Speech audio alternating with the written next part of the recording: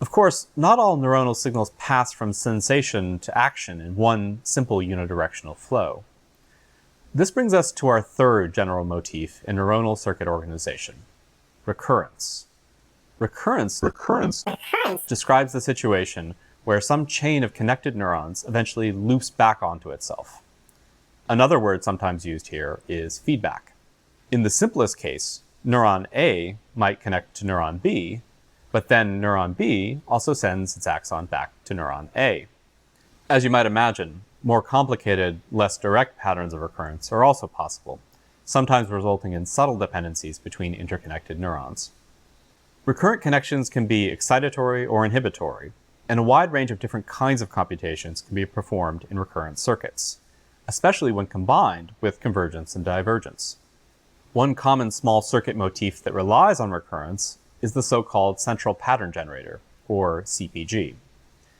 In a nutshell, CPGs are neuronal networks that can produce rhythmic, patterned outputs even in the absence of ongoing sensory input, and they're found throughout nature, from tiny invertebrates to humans, controlling everything from rhythmic muscle activities that govern swimming in mollusks to the rhythmic contractions of our own digestive tract.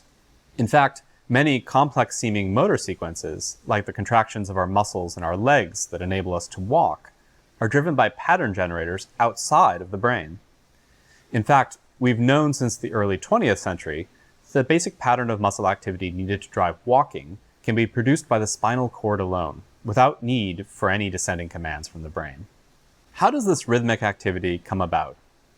As with most things in nature, there isn't just one answer.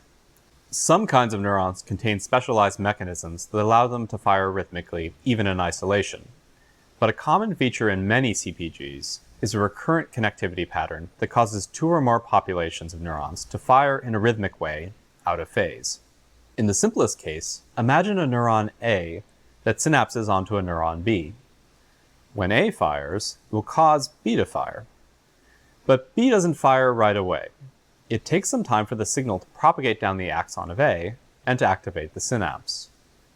When B is activated, it in turn activates A, again after some delay. If the network is tuned up properly, an unending train of activity can begin, with activity ping-ponging back and forth between neuron A and neuron B.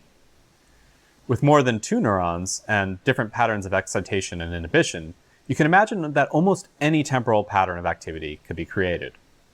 It's also easy to imagine how external inputs could modulate the activity of a central pattern generator, slowing it down or speeding it up via neuromodulatory inputs, or commanding the pattern generator to start or stop running.